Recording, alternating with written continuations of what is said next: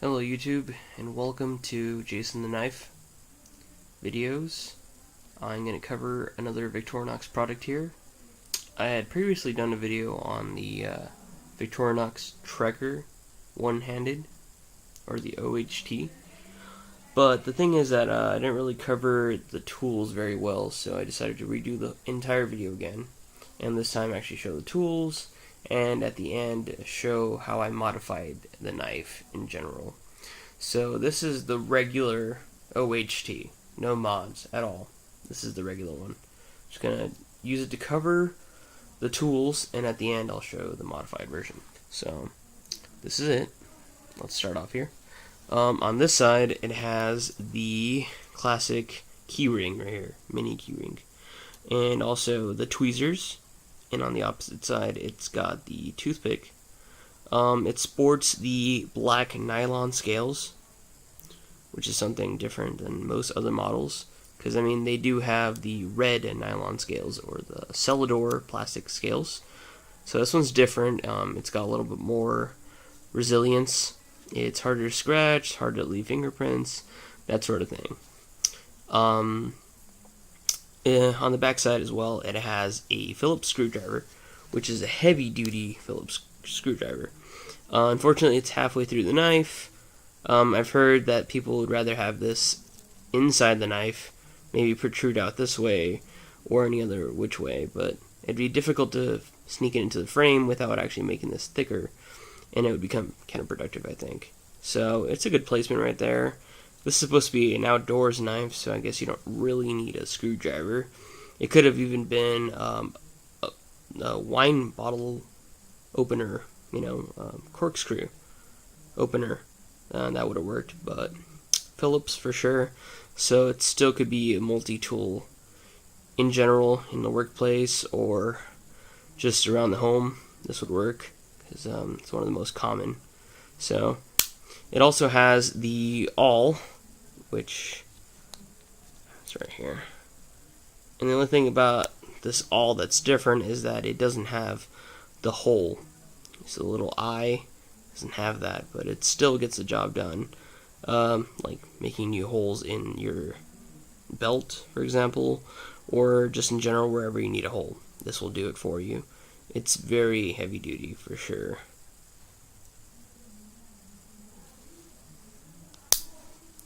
Also, on this side, it has the typical can opener, small head, flathead screwdriver.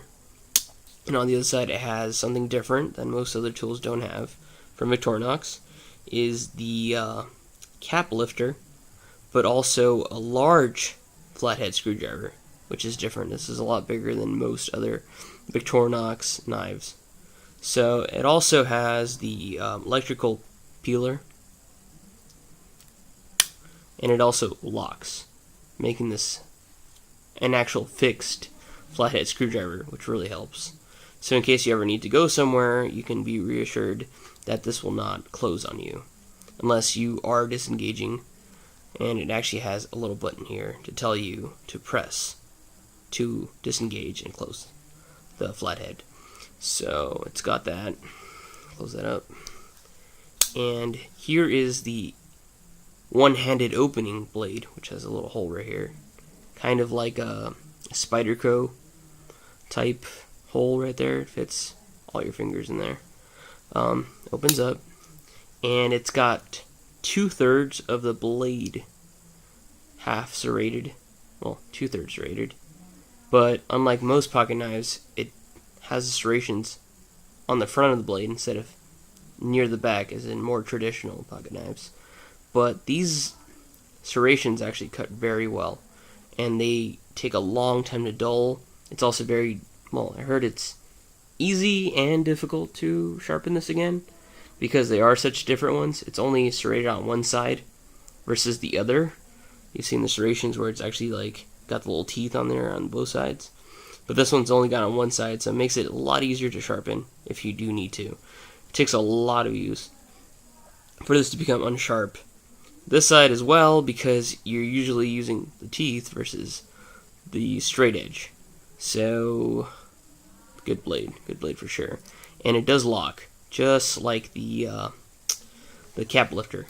But as everyone has mentioned, that to disengage the blade, instead of going to the left or down, as most pocket knives, you have to go to the right or make a motion to the other side, and it'll disengage. So it's one hand opening for sure, two hand closing, because you don't want to risk your fingers. You can, I mean, if you want to risk it. And the last feature it has here is the saw. This is great for wood in general. Very sharp. And the only complaint that most people have made is that it does not lock. You don't necessarily need it to lock as long as you're using it properly. It will not close up on you otherwise. So that's all the features on this knife. I hope you guys like this video a little bit better, explaining all the features inside this knife. And as promised,